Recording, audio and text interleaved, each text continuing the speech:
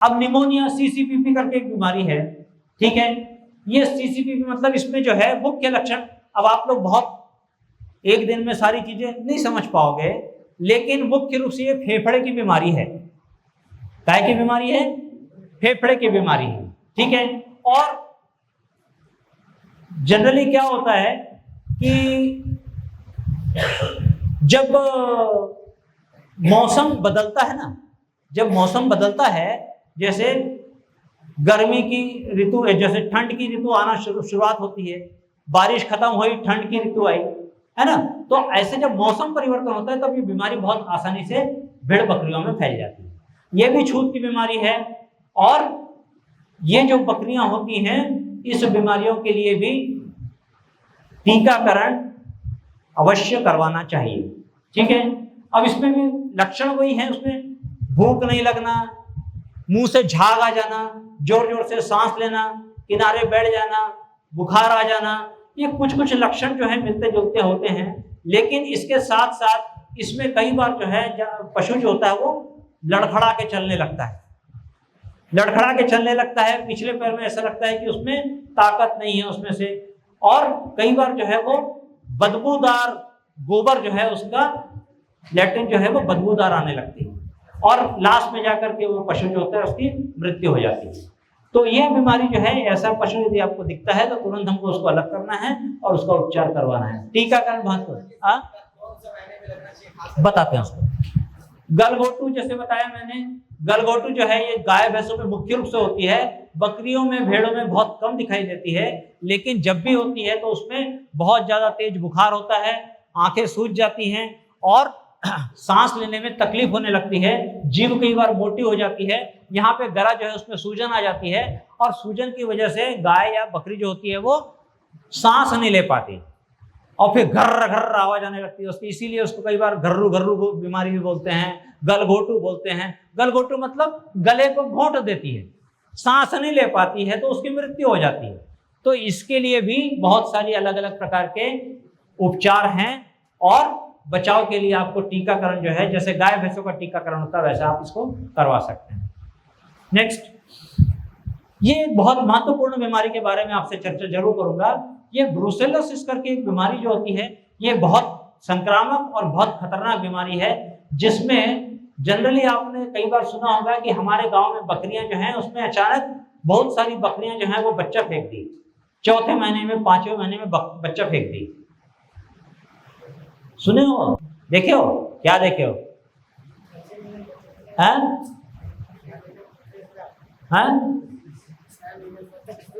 बच्चा फेंकते, बच्चा बहुत कारणों से फेंक सकती है बकरी जो होती है, बच्चा फेंकने के बहुत सारे कारण हैं, लेकिन ये जो बीमारी है संक्रामक बीमारी है। ये मतलब यदि एक जगह, एक गांव में यदि ये फैल गई तो ये कई बार जो मरा हुआ बच्चा है उसके माध्यम से, उसके जेर के माध्यम से, उस संक्रमित बकरी के माध्यम से, पानी के माध्यम से, दाने के माध्यम से, ये बीमारी एक जगह से दूसरी जगह में, एक बकरी से दूसरी बकरी में फैल सकती है, ठीक है।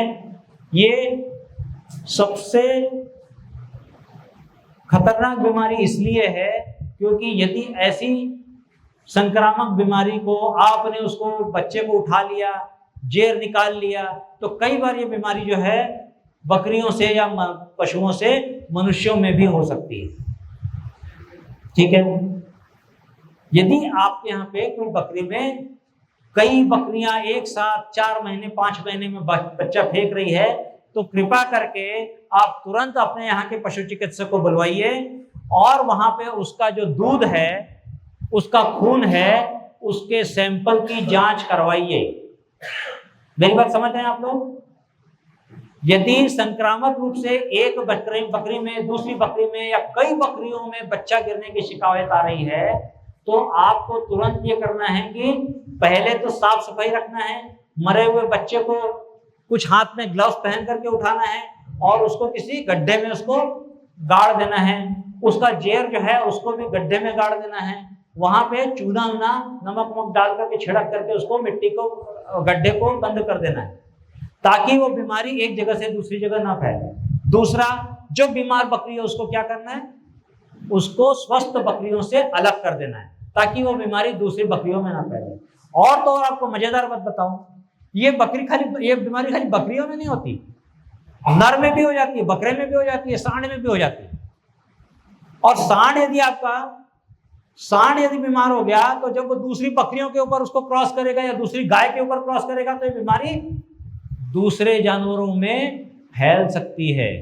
इसलिए इस बीमारी को विशेष रूप से हमको सावधानी रखने की आवश्यकता है। अभी बड़े जो रोमंथी पशु हैं, बड़े जो गाय भैंस है, उसमें इसका टीकाकरण हमारे यहाँ से मुफ्त में किया जाता है। और उसके लिए जो टीका है वो 4 महीने से लेकर के 8 महीने की जो बछिया होती है उसी में टीकाकरण करते हैं।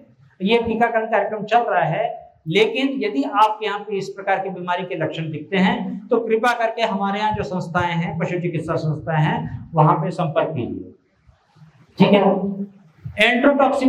एंट्रोटॉक्सीमिया ये बीमारी भी बहुत सामान्य रूप से गांव में देखने को मिलती है। इसमें ये 6 से 8 माह के मेमनों में, और ये जीवाणु जनित है।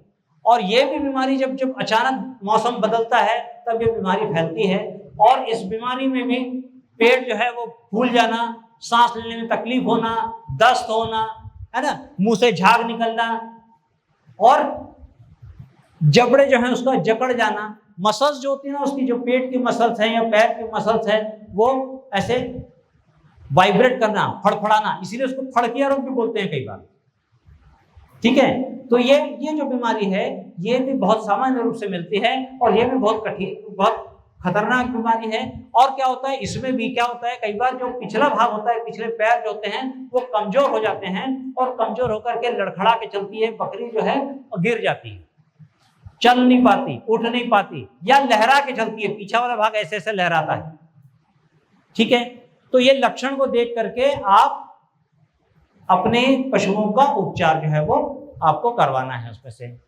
अब इसका टीका, एंट्रोटॉक्सीमिया का टीका हमारे यहाँ पे लगता है। आप चाहें तो हमारे हॉस्पिटल से जाकर के बोल करके इसका टीका या खरीद करके भी अपने पशुओं को टीका जो है इसका अवश्य करवाएं। जैसे ही बकरा जो है, जब आपके मेमने जो है 4 महीने के हो जाए तो ये टीकाकरण जो है ये आपको करवाना है। पहला टीका 4 महीने में, दूसरा टीका 6 महीने बाद, और तीसरा टीका हर साल उसके बाद फिर आपको करवाना है। यह नहीं करना है कि एक बार टीका लग गया तो आपने उसको छोड़ दिया।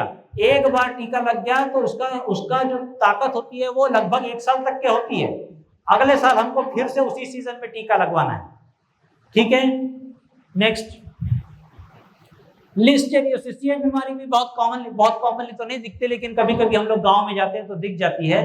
ये जो बीमारी है ये भी जीवाणु जनित रोग है इसमें, और संक्रमित जो खाना पीना है उसकी वजह से होता है इसमें से। और इसमें क्या होता है पता है आपको, ये जो बीमारी होती है ना, इसमें कई बार आपने देखा होगा बकरियां जो होती है उसके एक तरफ की जो दाढ़ है इस तरफ थोड़ा सा लटक जाता है या सूज जाता है, एक तरफ की जो आंख होती है वो थोड़ी लटक जाती है, और जैसे बोलते हैं पैरालिसिस लकवा मारना, उसका एक भाग जो है थोड़ा सा ये वाला लोकल भाग यहाँ पे लकवा मार देता है, या पीछे वाला पैर जो है लकवा मार देता है। और क्या होता है, यदि उसके मुंह में लकवा हो गया तो कई बार जीभ जो होती है वो थोड़ी एक तरफ ऐसे लटक जाती, इस तरफ से खाना नहीं खाती बकरी, इस तरफ से खाना नहीं खाती, इस तरफ से खाना खाती है। ठीक है। और क्या करती है, वो गोल गोल घूमने चक्कर लगाना शुरू कर देती है। जब बीमारी बढ़ जाती है तो बकरी जो है उस जगह पे ऐसे गोल गोल, छोटा चक्कर भी हो सकता है और बड़ा चक्कर भी हो सकता है। ठीक है। गोल गोल चक्कर लगाना, ये लक्षण जो है उसमें दिख जाते हैं। ये बीमारी जो है, इस बीमारी के लिए हमारे पास में वैक्सीन उपलब्ध नहीं है, टीका नहीं है, लेकिन इस बीमारी को इलाज करके बचाया जा सकता है। सही समय पर यदि हम इसको पता लगा लें तो इसका इलाज जो है करवा करके हम इसको पशुओं को अपने स्वस्थ बकरियों से अलग करके टीकाकरण उपचार करके इसको बचा सकते हैं। ठीक है। कई बार इसमें जो है गर्भपात भी हो जाता है, इसमें भी 3-4 महीने में कई बार बच्चा जो है वो नीचे गिर जाता है। नेक्स्ट, अब अपन आते हैं जो कुछ असंक्रामक बीमारियां हैं। असंक्रामक बीमारियां मैंने जैसे बताया जो फैलती नहीं है, एक जानवर से दूसरे जानवर में कीटाणु के द्वारा नहीं फैलती है, ऐसे बीमारियों को अपन क्या बोलते हैं, असंक्रामक बीमारियां। कौन कौन सी है, जैसे अफारा है।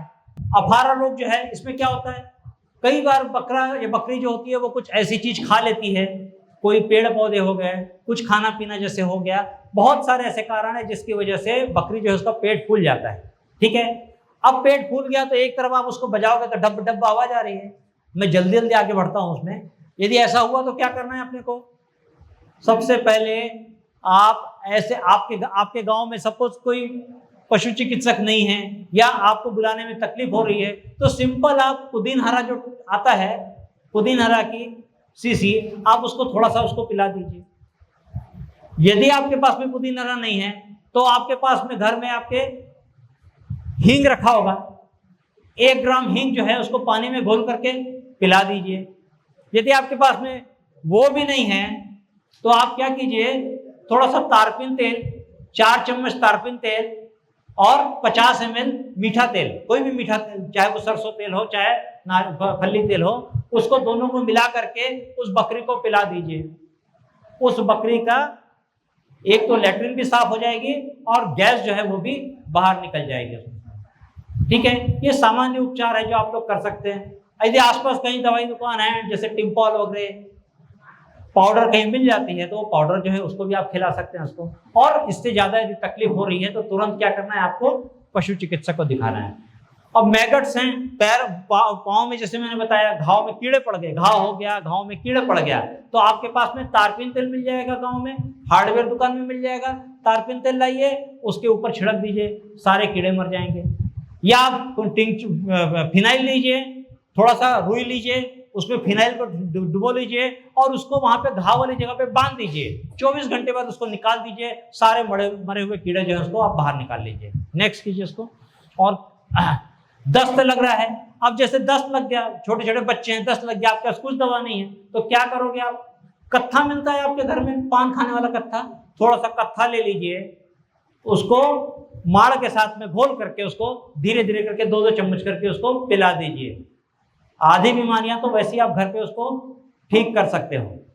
कई बार बेल का शरबत हम लोग पीते हैं दस्त लगने के बाद, आप बेल का शरबत थोड़ा सा घोल करके यदि उसको पिला देंगे तो दस्त जो है वो ठीक हो जाएंगे। तो आप घरेलू उपचार करके पहले उसको कर सकते हो। और इसके अलावा यदि आपको ऐसा लगता है कि नहीं ये दस्त बिल्कुल ठीक नहीं हो रहे हैं तो आपको अपने पशु चिकित्सक को दिखाना है। दूसरी महत्वपूर्ण बात, सभी बकरियों को हर 3 महीने के भीतर, हर 3 महीने में एक बार कृमिनाशक दवा जरूर देना है, क्योंकि कई बार कृमि जो है पेट में यदि हो जाए तो उसकी वजह से भी दस्त जो है होना बहुत सामान्य चीज है। पेट फूलना, दस्त होना, खाना कम हो जाना, शरीर में जैसे चमड़ी है वो रफ हो जाना, बाल खड़े हो जाना, चेहरे की चमक कम हो जाना, बाढ़ ना होना, ये सारे लक्षण जो है ये पेट के कृमि की वजह से भी होते हैं।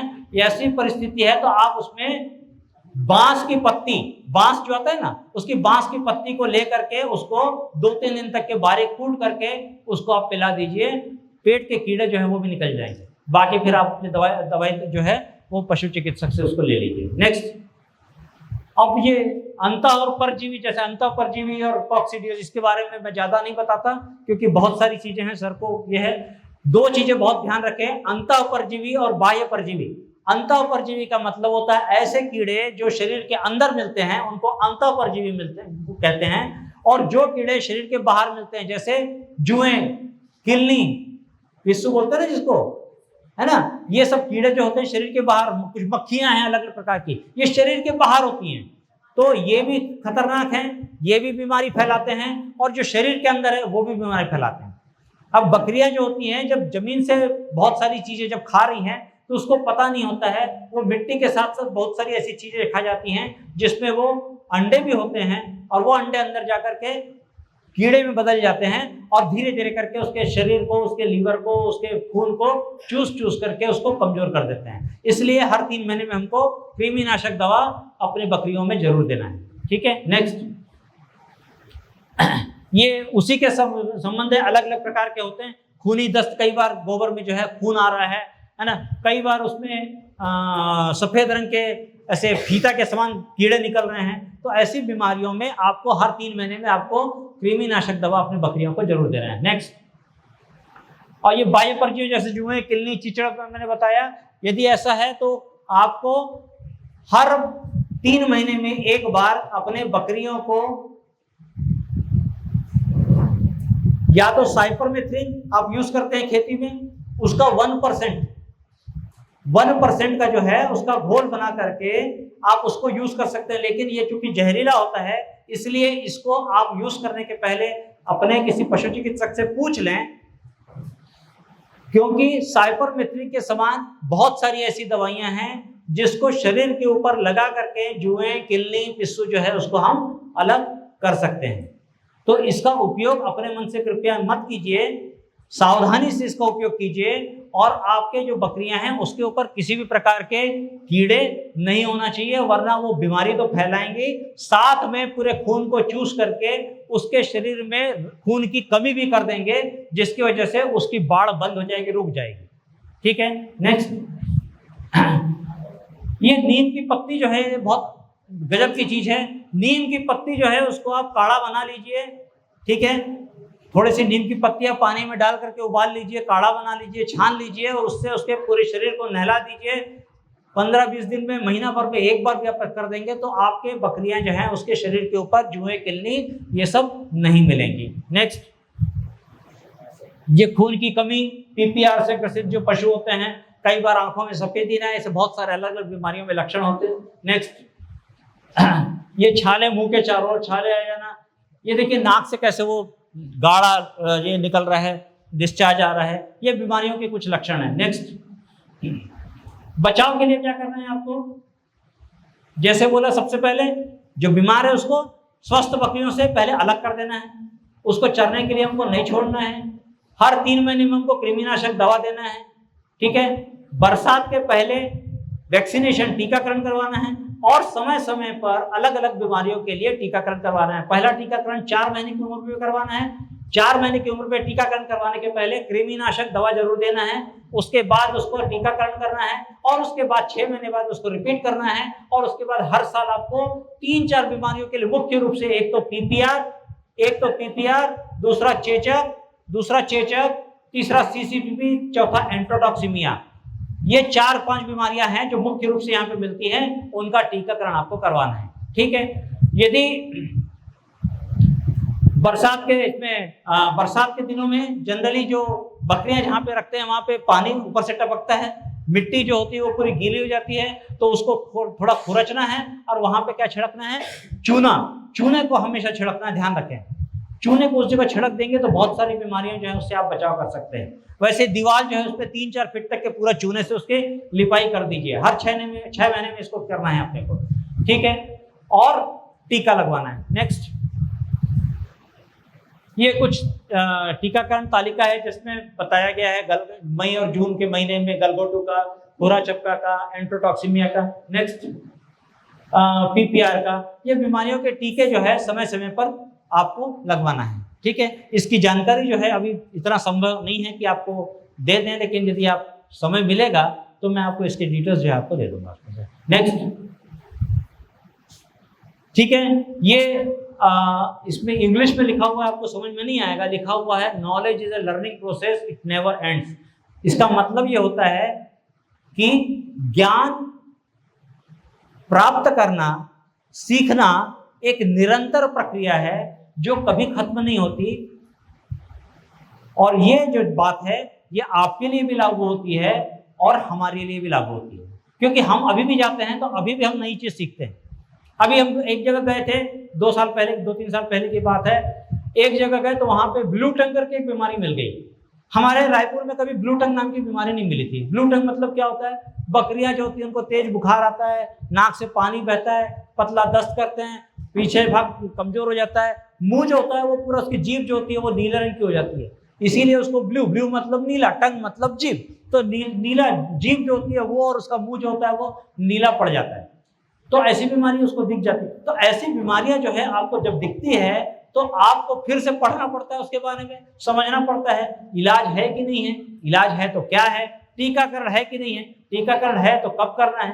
तो ये प्रक्रिया जो है आप लोगों के लिए भी लागू होती है, हमारे लिए भी लागू होती है। तो भविष्य में आप लोग ध्यान रखें कि जब भी आप बकरियां पालें तो 2-4 चीजें जो मैंने बताई हैं उसका ध्यान रखें।